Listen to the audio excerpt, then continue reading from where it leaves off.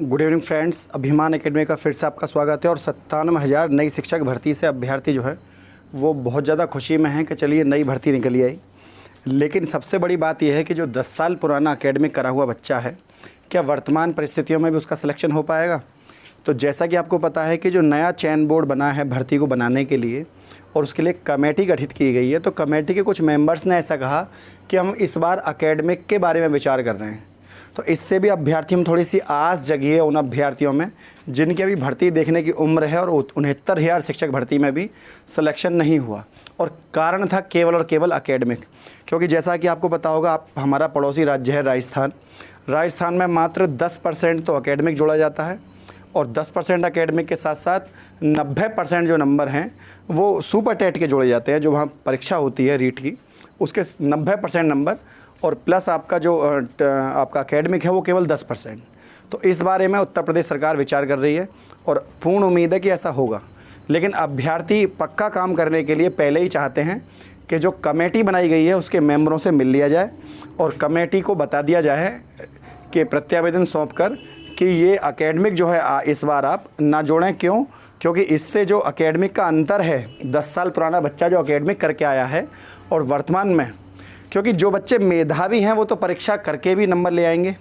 भाई अगर कोई बच्चा होशियार है तो केवल एकेडमिक नंबर से नंबर लाना उसकी मेधा को नहीं दर्शाता, बल्कि परीक्षा में ज़्यादा नंबर लाना दर्शाता है कि परीक्षा में आप कितने नंबर लेकर आए, जिसको हम उत्तर प्रदेश में सुपर टेट के नाम से जानते हैं। तो सुपर टेट में अब कुछ अभ्यर्थी कह रहे हैं कि सर हमारा एकेडमिक काफ़ी अच्छा होता है तो हम एकेडमिक क्यों हटाएँ? क्योंकि कुछ बच्चे CBSE बोर्ड के पढ़े हुए, ऑफकोर्स उनका तुम्हें पता है 10 CGPA नंबर होते हैं और यूपी बोर्ड में तो आपको पता है 80% 90%। 10 CGPA के मार्क्स के इक्वल तो कभी नहीं होते, तो वहाँ पर दोनों में अंतर आ जाता है। तो जिसको फ़ायदा है वो उसको हटाने का विरोध कर रहे हैं, जिनको नहीं है फ़ायदा, जो पेपर पे जो मेहनत के भरोसे हैं वो बच्चे सुपर टेट के लिए आगे बढ़ रहे हैं। तो दोनों ही परिस्थितियों में कमेटी से मुलाकात करके ये जो एकेडमिक है इसके बारे में ये सोचा जाए कि 15 साल पुराने नंबरों की जो प्रक्रिया होती थी नंबर देने की और वर्तमान जो नंबर मिलते हैं, खुद यूपी बोर्ड में भी अंतर मिलेगा आपको। 2001, 2002, 2003 में जो नंबर मिलते थे, 2001, 2002, 2003 में जो नंबर मिलते थे, वर्तमान में जो 2001, 2002, 2003 में नंबर मिलते हैं, उन दोनों ही नंबरों में अंतर है। ठीक है, तो मतलब 2001, 2002, 2003, मतलब मेरा कहने का मतलब ये है कि 1995 से 2005 के बीच में जो मार्किंग होती थी और अब 2015 से और 2020 के बीच में जो मार्किंग होती है, आप यूपी बोर्ड में भी अगर अंतर देखोगे तो आपको पता लगेगा कि पहले 60% नंबर लाना बहुत बड़ी बात थी, 60%, और वर्तमान में 60% नंबर बिल्कुल फिसड्डी बच्चे के आते हैं, जो बहुत ही पढ़ाई में बहुत ढीला बच्चा है। अगर किसी वजह से कुछ पेपर छूट गए या बौद्धिक क्षमता उतनी नहीं होती है, उन बच्चों के नंबर इतने से आते हैं। तो आप समझ सकते हैं कि उनको कह दिया जाता है ऐसा, बल्कि उनके नंबर नहीं आते, ये कहो कि उन बच्चों को ऐसा कहा जाता है कि आपके नंबर ज़्यादा क्यों नहीं आए, ये कहिए इसको।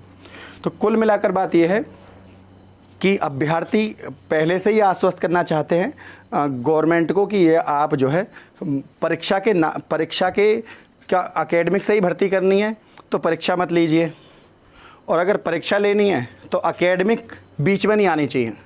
मेधावी के इस बार क्या हुआ कि जो बच्चा सुपर टेट में 97 नंबर लेकर आया वो तो नौकरी कर रहा है, और जो 115, 116 नंबर लेकर आए, जिसने केवल कट ऑफ पास किया वो नौकरी कर रहा है, और जो 115, 116, 118 नंबर आए उस बच्चे का सिलेक्शन नहीं हुआ, वो लखनऊ में बैठकर धरना दे रहा है, रैली निकाल रहा है 22,000 सीटें खुलवाने के लिए। तो कितनी बुरी बात है, केवल और केवल एक चयन प्रक्रिया की दृष्टि से बहुत आघात हुआ उन बच्चों को। हालांकि 22,000 सीटों को जोड़ने के लिए आज भी नई रैली निकाली गई और सरकार को ये बताया गया कि जो एकेडमिक की केवल और केवल एकेडमिक की वजह से यह धरना देना पड़ रहा है और इस चयन प्रक्रिया में इसको पूरा करिए। हालांकि मुख्यमंत्री योगी आदित्यनाथ जी ने अभी इसको साफ साफ मना नहीं किया है। कोई मंत्रीगण भले ही कुछ भी कहे, लेकिन जो प्रदेश के मुखिया हैं उन्होंने अभी तक इसको काला झंडा नहीं दिखाया। उन्होंने ना वो हाँ कहा ना कहा, लेकिन जैसे ही उनसे मुलाकात हो जाएगी टीम की तो हमें उम्मीद है कि पूरी तरीके से ये इस पर कुछ ना कुछ पॉजिटिव चीज़ ज़रूर निकल कर आएगी। इलेक्शन का टाइम है, सरकार ऐसा कभी नहीं करेगी कि किसी को निराश करे, ऐसा उम्मीद है। तो फ्रेंड, एकेडमिक के लिए अभी से ही जो है हल्ला बोल है और मुझे पूर्ण उम्मीद है कि आप इस चीज़ को जो है ज़्यादा से ज़्यादा उठाओगे। क्योंकि आने वाली भर्ती प्रक्रिया में भी क्या होगा किसी को नहीं पता। उत्तर प्रदेश है, लंबी प्रक्रिया चलती है, फॉर्म निकलेंगे, फॉर्म निकलने के बाद हो सकता है कोई कोर्ट चला जाए किसी बात पर, 1-1.5 साल वहाँ लिपट जाएंगे। तो काफ़ी लंबा और पेचीदा रह सकती है भर्ती। इससे पहले कि कुछ भर्ती में उथल पुथल हो, अपना फॉर्म निकलने से पहले ही अपने जो चीज़ें हैं उनको व्यवस्थित कर लेना चाहिए। तो फ्रेंड, बस आज के लिए इतना ही। वीडियो दिया आपको अच्छी लगी तो वीडियो को लाइक, शेयर और चैनल को ज़्यादा से ज़्यादा सब्सक्राइब करें। आज के लिए इतना ही। जय हिंद, जय भारत।